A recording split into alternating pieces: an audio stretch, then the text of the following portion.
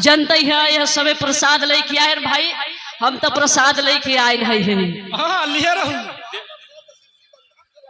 का करी भैया, यह समय इतना बीमारी चलावा कि सब प्रसाद वही बही गवा बाटे। आए है हनुमान जी अगर कृपा कर दही तो प्रसाद बढ़िया बन जाए। छोटा सा भी भाई आप लोगों के बीच में कुछ रामायण से आप लोगों के मिले और कुछ महाभारत से, एकदम दोनों मिक्स मिले। कोनो कोनो ऐसा कहानी बा कि आप लोगों बहुत मतलब के हर साल रामलीला देखत है, लेकिन रामलीला के मंच पर कोनो कोनो चीज आज तक क्यों जानते नहीं बा। कोनो कोनो चीज जानत बा, कोनो कोनो चीज नहीं जानत बा। तो जवन चीज आप लोग न जानत हो तो हमारे बिरहा में वो चीज जरूर मिले। 4 लाइन कवि जी भूमिका में लिखल कहाँ है कैसे।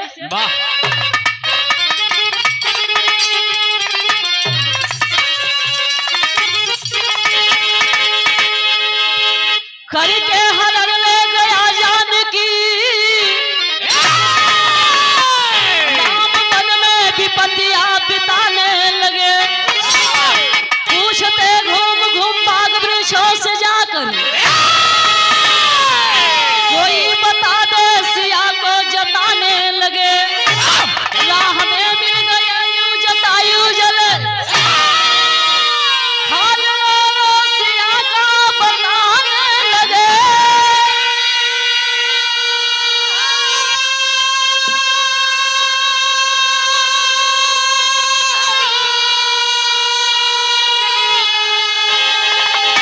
हर के रावण सिया ले गया लंक को,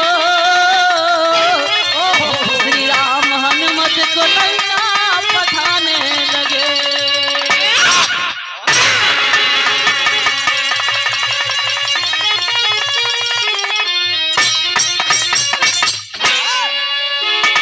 ए भैया हो, आप लोग यहाँ तक कहानी सभी लोग देखे बा रामलीला के मंच पर कि 14 वर्ष खातिर मर्यादा पुरुषोत्तम श्री रामचंद्र के वनवास भइल। साथ में छोटका भैया लक्ष्मण और सीता जी पंचवटी गईलन। पंचवटी से लंका के राजा रावण सीता का हरण गई के लंका में उठा ले गई। दोनों भैया वन में खोजत हुवन, भटकत हुवन कि हमार सीता रानी कहाँ चली गई, हमार भाभी कहाँ भुलाई गई। लेकिन भैया आज देखे किष्किंधा पर्वत पर जब पहुंचे तब वो समय हनुमान जी से भेंट भइल। हनुमान जी ले जाए कि अपने राजा सुग्रीव से और राम से मुलाकात करूलस। और जब दोनों जने से मुलाकात भइल तो दोनों जने आपस में परिचय जब पूछलन तब वो समय दोनों जने आपस में मित्र बन गए। और जब मित्र बनलन तो कहलन कि भैया हमार भैया जो बड़का हुवन बाली, बाली हो तो दिखाते हैं कहीं हमार बड़का भैया बाली जो मोट खाए मार के हमके यही पहाड़े पर खेत दिए हैं। हमरे ये भागा के ठजन मेहरारू रहा वो हड़प लिए हैं। राम कहीं घबराओ मत मित्र, जाई के अपने भाई के ललकार तब देखिला तोहरे भाई के। वो समय आपस में जब लड़ाई करौलन तो देखे बाली के वध कई दिलन। आज जब बाली के वध कई दिलन तो वो समय सुग्रीव किष्किंधा पर्वत से जाए के बढ़िया पंपापुर का राजा बन गए। राजा बन गए तो कहाँ उनके याद आवत बा कि हम कुछ वादा केहू से करे है। एक दिन लक्ष्मण जी के गुस्से में पहुंचे। आज जब पहुंचे तो उनके तुरंत याद आ गई कि हम तो कुछ अपने राम मित्र से वादा करे है। तुरंत अपन बांदरी सेना लेके चल दी सीता जी के पता लगावे। आज जब चल रहे तब तक हनुमान जी वही बगलिया में एक पहाड़े पर रखे ले जाए के बैठे अपन जाए के अपन देख खजुआवत है। तब से राम कहलन कस हो तहु जाए के पता लगोबा। कहलन के रे प्रभु हमरे ऊपर हाथ के फेरा देखा हम कितना जल्दी पता लगा के आईला। हनुमान सोए लगे नहीं, वहां हनुमान ऐसा रहन कि हनुमान के जब याद करा मैं कोनो चीज तब याद ही होत रहा। तो हनुमान के सोए तो हनुमान जगी और हनुमान जी की बड़ा बड़ा बड़ा खिसियाने जगी। एक लाइन का गीत लगल मास्टर साहब,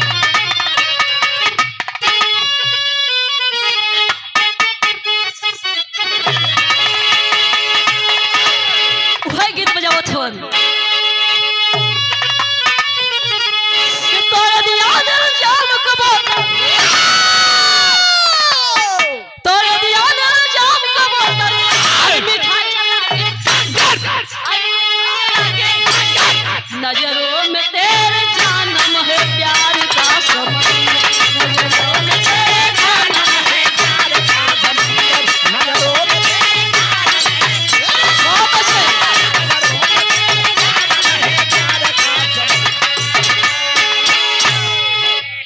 तो गीत रहल, लेकिन कवि जी बिरहा में लिखलन का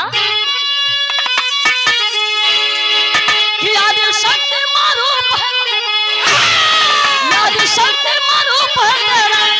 कर कर में बिखाती कर कर में ओके भाव बात मारू कहे बनाती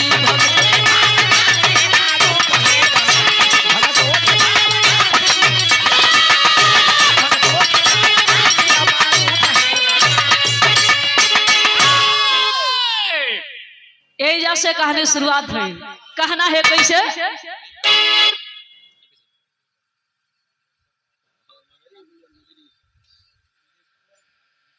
ये देखें आप सम्मानित आप श्रद्धे पांडेश्वर भारतीय ई धर्म के बाबूजी की ओर से 21 रुपया के आशीर्वाद बहुत बहुत चरण स्पर्श बस जितना भाई बंधु बैठल हुए सबके एक स्वर में प्रणाम बटे।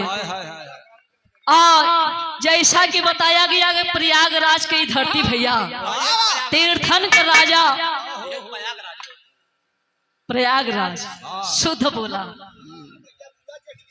यहाँ पे इतना कलाकार पैदा हुआ है कि हम गिनाए न पाओ, पूरा यही फन नहीं हर जगह ये सब पानी में चढ़ो। यही से कहानी शुरुआत भेल। कहानी हो कहा के मास्टर साहब कैसे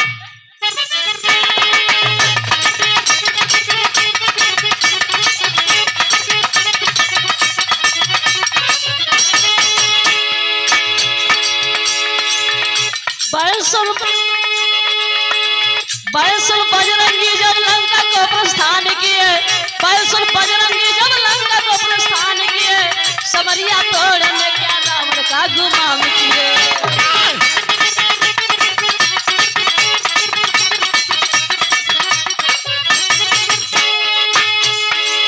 गए कुछ दूरी एक माला पुजरिया बन के खड़ी हो राह में एक चंदा शतरिया बन के।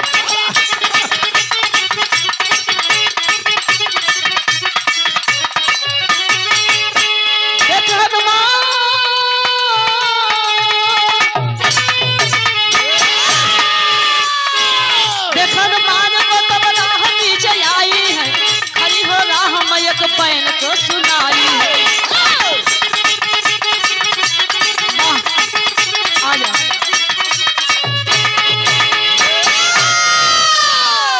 सा बात के समल्ला बाबू इतने तो कहानी मिलल क्या हनुमान जी कलन के प्रभु हमरे ऊपर हाथ फेरा देखा कितना जल्दी पता लगा के आईला।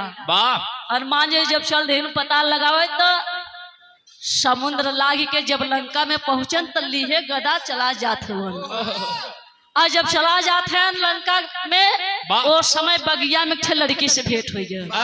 वो लड़किया जब देखलस लड़की से बर्दाश्त न भइल, लड़किया वहां बगिया के राखत रहल, बर्दाश्त न भइल लंका के अंदर। कहाँ चला लंका के अंदर। हनुमान जी पीछे मुड़ के देखे न कहे अरे अरे हम चाहे तू जाई तो उससे का मतलब हो। लड़किया कहे सुना सुनाई हम बगिया के हम राखीला बिना पान नाम पता पूछे हम अंदर जाए न दे। कहे तो नाम पता का बात बाटे तो ला हमार प्यार से नाम पता अपन बताओ थे, हमार नाम पता नोट कैला इतना खिसियात कहे बारू। वो समय हनुमान जी अपन नाम पता बताओ थे नहीं है तज लगन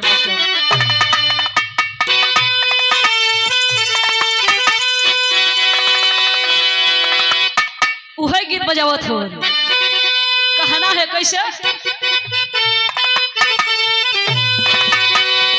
इहो देखा पुरानका एकदम बा ये समय नई की भैया हर 24 घंटा में एक नई गीत निकलता फिर दूसरा निकलत बा। लेकिन पुरानकी में जो रस बा वो नईकी में नहीं बा। हर 24 घंटा के बाद एक नई नई आवत बा। मास्टर साहब हमार पुरानका बजावत है का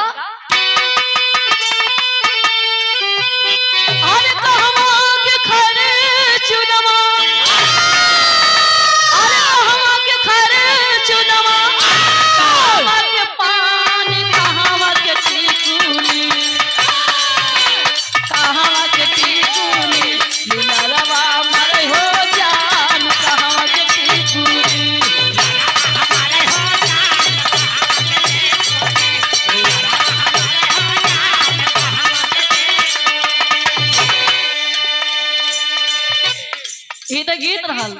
लेकिन हनुमान जी कहलन कि हमार नाम बता ला, नोट करा हम कहाँ से आवत है और कहाँ जाओ। कैसे? अरे सुन के बचनिया क्षण में, सुन के बचनिया क्षण में, अरे हनुमान लंकवा के बातिया, लंकवा के बातिया, विपतिया मरे हो जान, लंकवा के बातिया।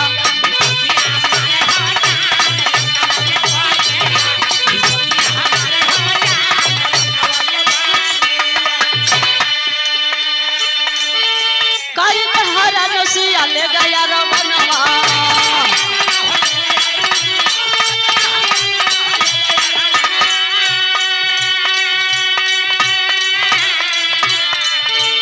पतवर लगे में चल के बनी के धवनवा।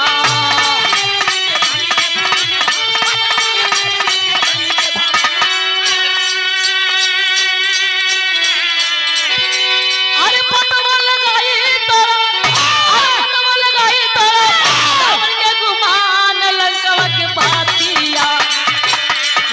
के बातिया, विपतिया मरे हो जान, लंकवा के बातिया। कलर सुना, हमार नाम हनुमान हो। लड़किया से कहे हमार नाम हनुमान हो, और सीता के रावण हर के ले आई है, सीता माता के खोज में चलल है। और यदि हमसे रावण से मुलाकात हो जाए न, पीछे से पैसा तो उनके तैसन मारो, पैसा ले तो मरवावा। आप सम्मानित, आप श्रद्धेय श्री राहुल पाल ग्राम सभा जराही की धरती से आप भाव के समझते हुए 50 रुपया से सम्मान किए। बहुत बहुत चरण स्पर्श बा और सब बाबू लोगन के 100 में नमन बा। कहना है हनुमान जी कहन कि यदि हमसे और रावण से मुलाकात हो जाए तो उनके तैसन मारो, जैसे बैठ के। ये बात बा, इतना बात जब लड़किया सुनस कहे तो है हनुमान है। ए हनुमान जी, सोइया, हाँ ये अंजनी के बेटवा है, तो ही अंजनी के बेटवा है। कल सुना, जब तो इतना बड़ा घमंड बा, देखते हमार शर्त बा, वो हमार शर्त पूरा कर दे तब अंदर जा सकल। अगर शर्त न पूरा करब तो अंदर जाए न दे। वो समय लड़किया इतना बात जब कहलस तो हनुमान जी कहे जल्दी बोला तहार शर्त का बा। और समय कहलस का,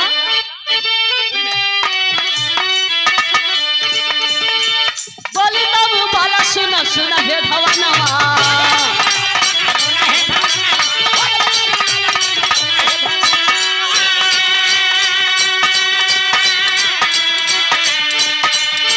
बाकी एक शर्त यही सुषमा करी मानवा।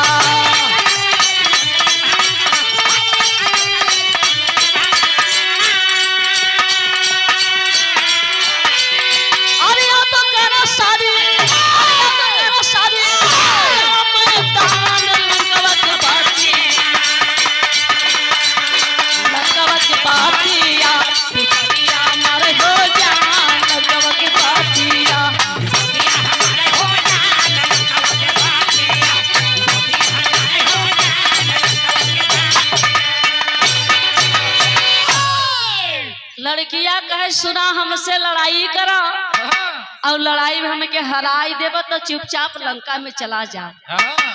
अगर लड़ाई हमसे न करबा तो एक शर्त और बा। हनुमान जी कहे ऊ का, कहे चुपचाप अपन हमसे ब्याह कर। इतना बात जब हनुमान जी सुनन कहे तोरी लड़की कहीं नहीं तो एक गड़ा मारब ना तो पताल में धस जेबू। करे अरे अभी हमार नाम बता पूछत रहली और तबले ब्याह करे तैयार हो गेली। का तोहरे माई बाबू का नाम हो? हे तरह बात जब देखे बाबू लड़किया सुलस कलस से हनुमान जी ज्यादा ऐठा मत।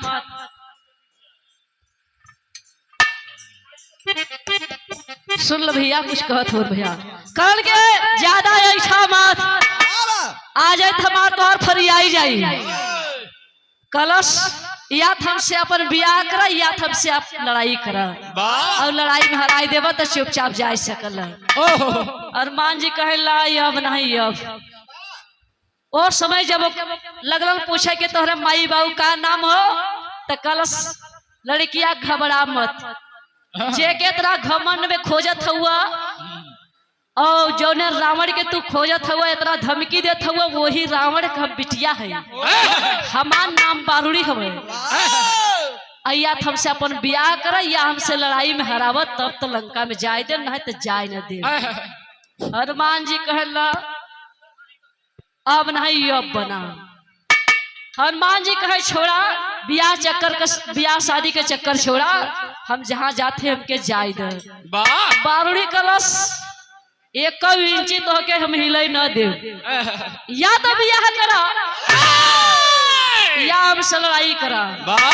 हनुमान जी कहे अब ला कहे सुना सोच विचार हनुमान जी तो कहे सुना तो से लड़ब ना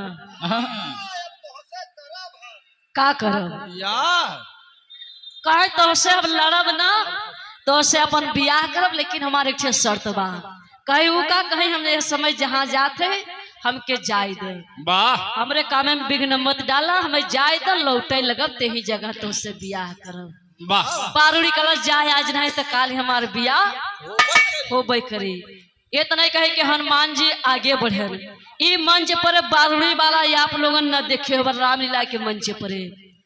आज जब आगे हनुमान जी बढ़े तो यहाँ गीत बदल गए मास्टर साहब।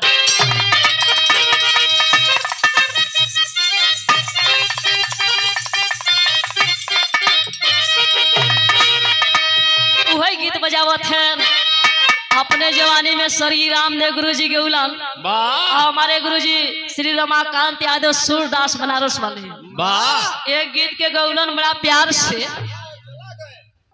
और चला गए। ये बताओ हमार हारमोनिया बजावे आई है कि हमार सोर काटे आई है। यही रहबू ये ना रह मतलब ऐसे कहा कि कब घरे जाबू और सबे तो घर छोड़ के चला गए मतलब प्यारा हो गया भगवान का। लिखे बड़ा कैसे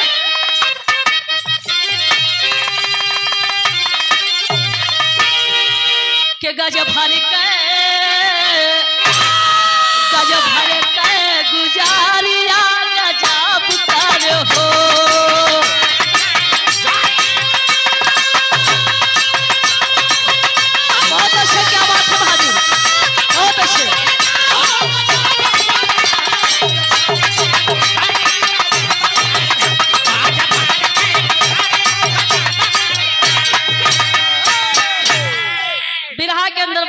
कवि जी लिखल सुन के बाला वाली बातिया विचार कर हो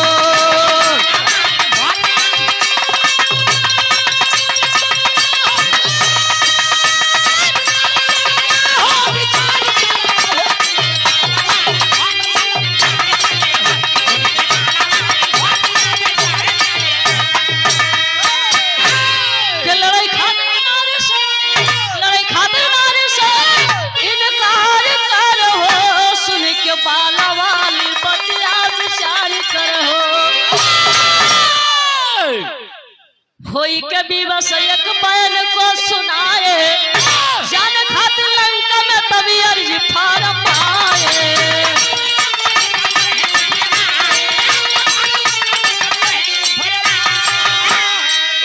विजयी बन के गुजरिया स्वीकार कर हो सुन के बाला वाली बातिया विचार कर हो सुन के बाला वाली बातिया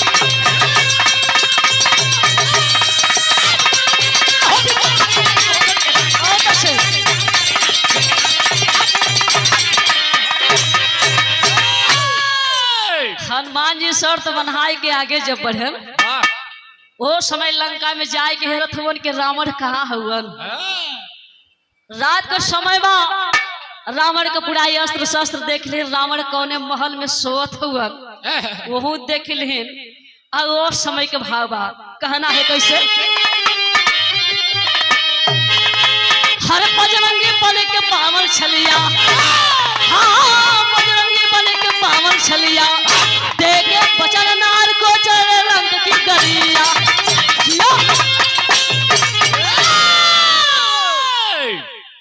पहुंच गए हैं लंका नगरी जहाँ सीता करत बिलाप। टपक रही आंखों से आंसू दे मुद्रिका भरे अलाप।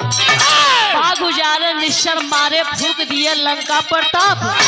भूल गए वह नार की बातें लौटत नहीं खे किए मीनाक्षी।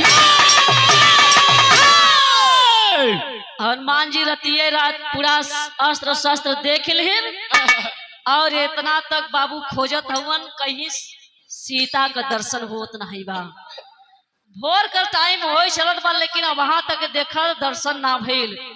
आखिरकार भैया हो आकाश मार्ग से चला जात हवन भविष्य के जब देखे आज महल के पास पहुंचलन तो हनुमान जी आकाश मार्ग से सुनत का है श्री राम का नाम।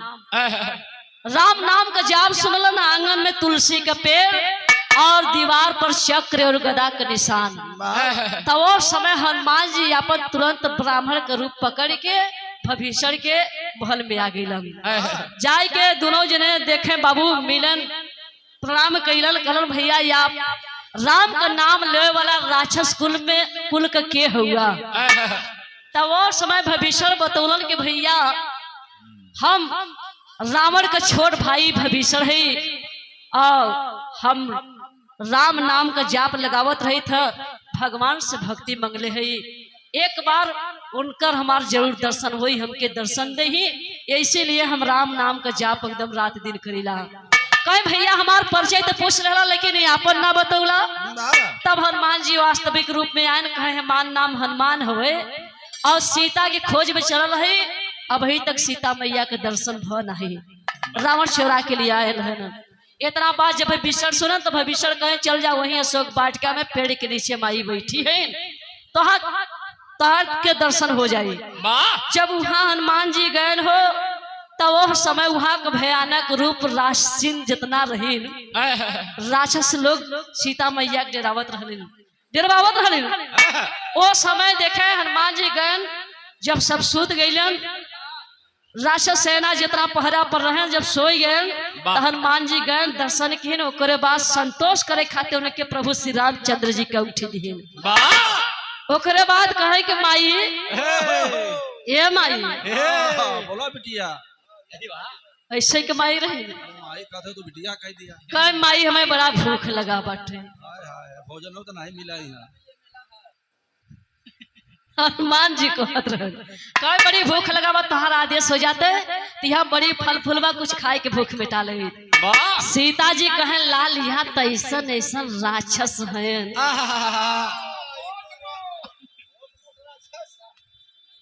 ऐसन ऐसन राक्षस है पाए जे है तो तोहे जान जिंदे खाए नहीं हम तो के आदेश न दे। ओ समय हनुमान जी धीरज धरावत है कि माई कुछ अपने बेटा पर विश्वास कर एक बारी हमकी आदेश दे के देखा। ओ समय हनुमान जी एक रूप जब सीता मैया के दिखाएं तो सीता माई कहें जा लाल जबन खाए खाए बगिया में जाके खा ले। और जब बगिया में रावण के पहुंचन हो बताओ जला वो समय हनुमान जी देखा थे मोट मोट केला का खम्भा कटहरो फरा रहा सीधा शरण के रहा लंका में रहता रहा। यो समय कहन भैया एकदम भैया मार सेव संतरा अनार ऐसे रात के समय बा हनुमान जी डरिया हिलाई हिलाई जगावत है तोड़ तोड़ लगन खाए दो चार ठे राक्षस मोटे मोटे रहे देखने आक्रमण तुरंत ही कह दी। और वह अपने पुछिया में हनुमान जी जब देखे उनके ऊपर अत्याचार करन हनुमान जी के ऊपर तो पुछिया में हनुमान जी से लपेटन एक कई बार उठाए पुछिया में बांध के सटके न फोड़ते सीतामढ़ी चला जाए हनुमान से भेंट करे। कई जने पहुंच गए हम लोग मचल खरबली बगिया में एक ठे बंदर आई बा वो छोट मोट बंदर नहीं बा देखे में तो इतना सीधवा बंदर बा जेके अगर पुछिया में ऐसे लपेट के सटक देता न तो के माई दाई सब आ दिया जाता होकर। कहा ये इतना भारी बंदर बा, इतना बलशाली, कहा एक बेर सटकर बा तो कर परनवई निकल जात बा। वो समय मेघनाथ चल जलस कलस, अरे पहुंचल जौने समय बगिया में, वो समय दोनों जन्म हो गवा। जब देखे दोनों जने में अपन बाण चलाई चलावा भवा, तुरंत मेघनाथ ब्रह्मास्त्र वाला बाण चलौलस। ब्रह्मास्त्र बाण चलाई के हनुमान जी के बांध के लंका में उठाई ले आए, राज दरबार में उठाई ले आए, जहाँ राज दरबार में लोग बैठत रहे रावण। तो जैसे आप लोगन बैठा है वैसे पूरा दरबारी लोग रावण के बैठा है। अब बीच में रावण, जितना दरबारी लोग हैं सब देखे, कहे यार यही बन रहा यार, कहा यार ये कितना सीधा साधा देख ले। बबलू भैया बंदर इतना सीधा रहा कि बोल रहे जान लगे जे देखे कहे कैसन इतना सीधा साधा बंदर बा, इतना सीधा साधा कहे। जब इतना सीधा साधा बा एक बेर सटकता तो प्राणे निकल जात बा, तो ऐसा करा कि एक जिंदई भूजा। वहां दरबार में सल्फास के लेके बैठा रहा, कहे के जिंदई भूजा एक मांस थोड़ थोड़ पूरा हमरे राक्षस सेना में बांट दे, जवान बचाए राक्षस सेना में बांट दे, ताकि वैसे हमारा राक्षस सेना बलशाली हो। बेलहम बांट दे, बेलहम गाँव ही रहा, सब वैसे ही है, वही कलर कहन भैया सभी। आखिरकार जब देखे, जब अपन गांव का इतना देखे, जब बात भवा तो गांव का पूरा कपड़ा लिया कुशी में लपेट के हनुमान जी के जब आग लगाए तो हनुमान जी पुछिया छोड़ के उड़ गए आकाश में। उनकर जितना रहा भस्म कई के पहुंच गए सोने का लंका जलाई के, कहा सीता जहाँ है वहां गए, कहे माई अब हम जाते कहे जाते तो हम ऐसा कोनो निशानी दे के हमरे प्रभु की सबसे पहले वो जाने कि सबसे पहले हम दर्शन किया, उनके विश्वास हो जाए। और समय अपने बारे में देखें जूड़ा मरी दिहन सीता मैया, हनुमान जी वहां से लेके जब चल दिहन तब लगे सोचे कहे तोरी लड़की कहीं है तो से अपन ब्याह करब रे। हनुमान जी रास्ता छोड़ के दूसरे रास्ता से आए गए प्रभु श्री रामचंद्र जी के यहाँ। बाईपास और समय बना रहा, बाईपास ये के रहा,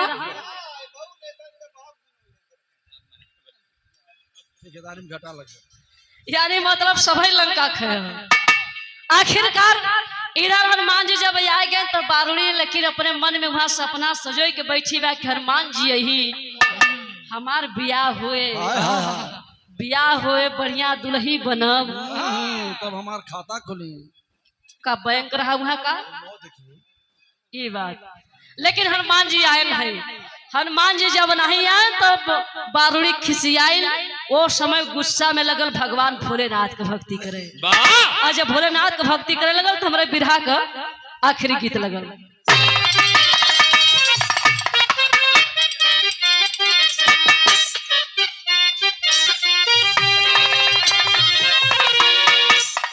वही गीत बजावत हवन, कौनो दुल्ही अपने दुल्हा से भोरहिया में जगावत बा के जी,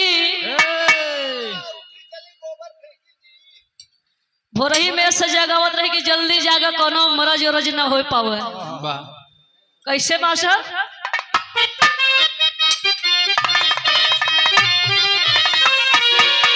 कुकू मुर्गा बोले, कुकू मुर्गा बोले छोड़ी दा कलाई जी, छोड़ी दा कलाई जी, अब कल श्री आइल बनी भोर भइल जाई जी, भोर भइल जाई।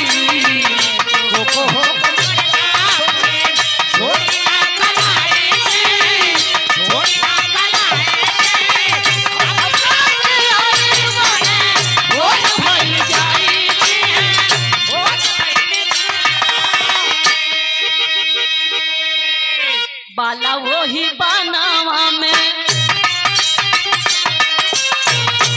बाला वही बनावा में राह के निहारी, निहारी बाबा भोलेनाथ का तब याद कैल जारी जी याद कैल जारी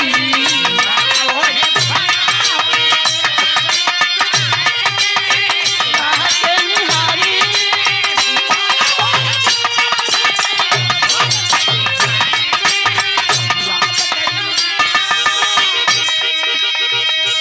आया भोलेनाथ जब पलक निहारावा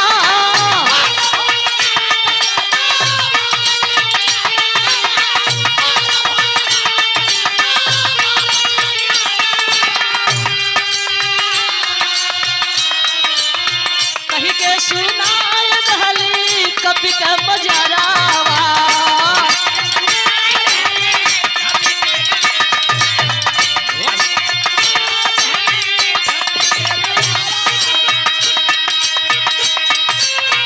मानवा में हनुमत को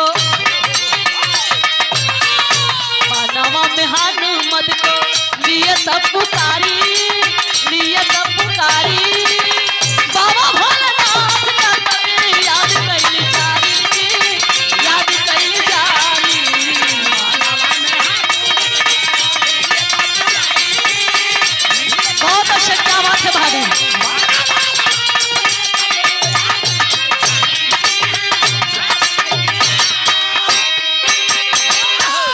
भगवान भोलेनाथ का जब पूजा ध्यान बारूड़ी करे लगे तो सच्चे मन से भक्ति जब करें तो भोलेनाथ प्रगट भन कहा ये बिटिया अपने आँख खोला कला रुपया पैसा सोना चांदी महल लटारी जवन चाहत हो तुरंत बोला तोहरे भक्ति पर एकदम प्रसन्न है तुरंत धोके देवे ओ समय बारूड़ी कर से प्रभु में रुपया पैसा सोना चांदी महल लटारी के जरूरत नाई बा तब हनुमान जी के सारी बात बारूड़ी बतौलस कि हमसे वादा करे रहन जब जात रहन सीता जी के पता लगावे तब हमसे ही वादा करे रहन कि लौटे लगते ही जगह तो से अपन ब्याह करब लेकिन आज तक हम यहाँ जो थे हनुमान जी आए नहीं शंकर भगवान कहें ये बात कहें हाँ कहें घबरा मत तुरंत शंकर जी बुलाए लेना हनुमान जी के जबकि शंकर जी का 11वां रूप देखे वो आज हनुमान जी का हुए बोलायन कहे कस बैठ गए प्रणाम करन कहे के कस जब यह लड़की से ब्याह करे के वादा करे तो काहे नहीं वादा करे काहे नहीं ब्याह करे कहे प्रभु हमरे गलती की क्षमा कही दा कहे एको नहीं शंकर भगवान कहे अगर हमें क्रोध बढ़ जाई तो हई धरती और आसमान जवन देखा था ना दोनों के एक कही देवे और वही पिछवाई में चपाई के मर जाब हनुमान जी कहे प्रभु मेरे गलती की क्षमा करो बताएं कि त्रेता युग में अपने प्रभु श्री रामचंद्र जी का सेवा करे से खाली ना है इसलिए त्रेता युग में इनसे अपन ब्याह न करब त्रेता युग के बाद जब द्वापर युग लगी तो ही द्वापर में इनसे अपन ब्याह कर थोड़ा सा हमारा रूप बदल जाये और थोड़ा सा इन्हों का रूप बदल जाये कहना है पहपट का भाव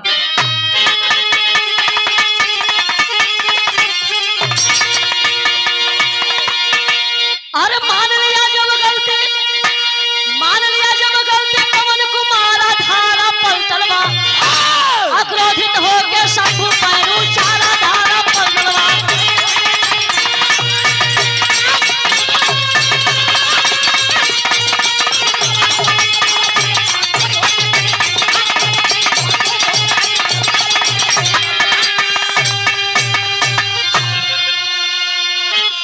झूठ बोले कनार के साथे किया गजब का धोखा हो और दाग लगाया धर्म के ऊपर मर्यादा न देखा हो करके इसके शादी करो गुजारा धारा पलटलवा नहीं आज मैं कर दूं वाला नारा धारा पलटलवा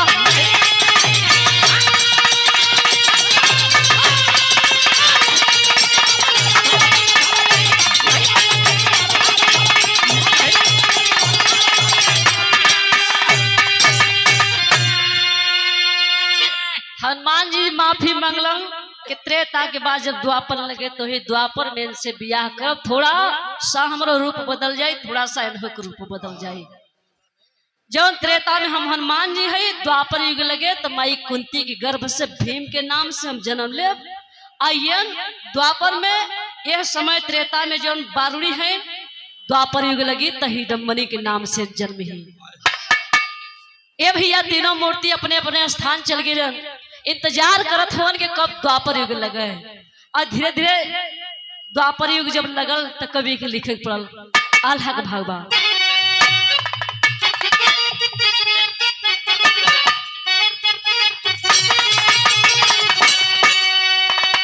करके अनुराग करके अनुराग तीनों मूर्ति बनवा में भैया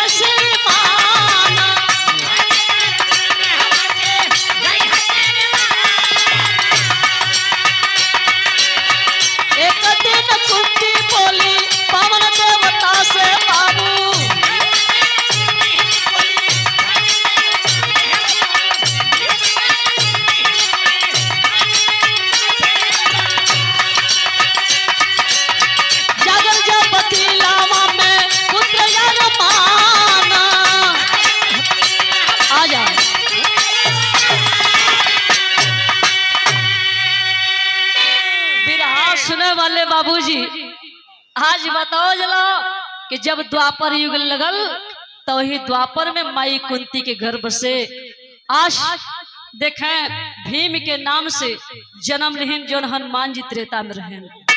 इधर जो बारूणी रहल आज हिडम्बनी के नाम से जन्म लिहलस। तरी सा यही कहानी बोल लेत बा। आज बताओ जला के आज देखे जो पांचों पांडवा रहे, पांचों पांडवा दुर्योधन से सिर्फ 5 गांव मांगत रहन के 5 गांव दे देब तो अपन के जीवन बिताए ले।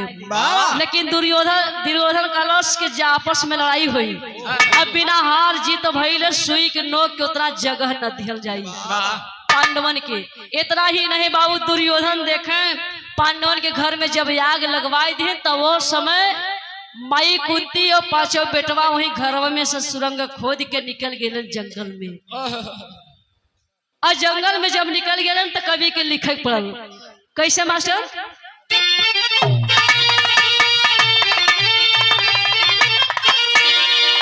अरे बारूणी रही माला जानवर की छोकरी जननी मरी कभी रही नहीं आही नम्मा सुंदरी।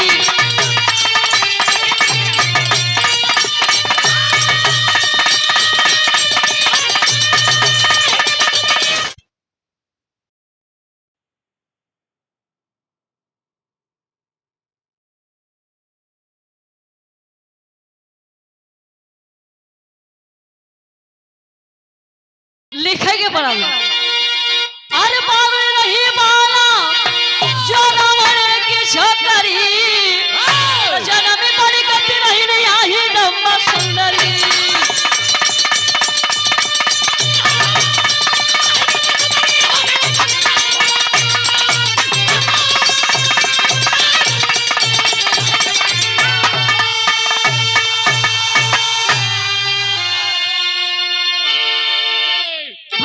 बनवा संग भीम पांच भाई वाह। बनवा में भीम सही नंबा गई भेटाई।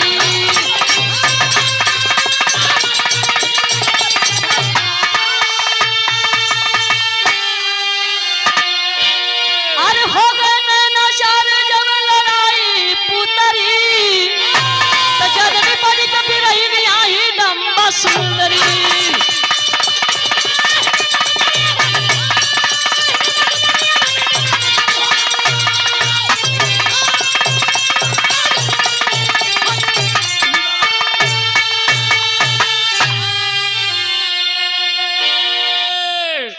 आज जब देखा माई कुंती सहित पांचों पुत्र पांचों पांडवा जब जंगल में गईलन सुरंग खोद के तो इस जंगलवा में हिडम्बनी से मुलाकात भइल। वाह। और जब हिडम्बनी से मुलाकात भइल तो दोनों जने वही पहचान कैलन। अब पहचान जब करन तो दोनों जने तुरंत शादी कैल और शादी करन तो जाना था वही जंगलवा में है शादी कैले बढ़िया। पचे भैया कुछ दिन जब बीतल तो देखे दोनों जने के बीच में बहुत सुंदर लड़का पैदा भइल जोने लड़का का नाम घटोत्कच बताया गया। इतना बलशाली लड़का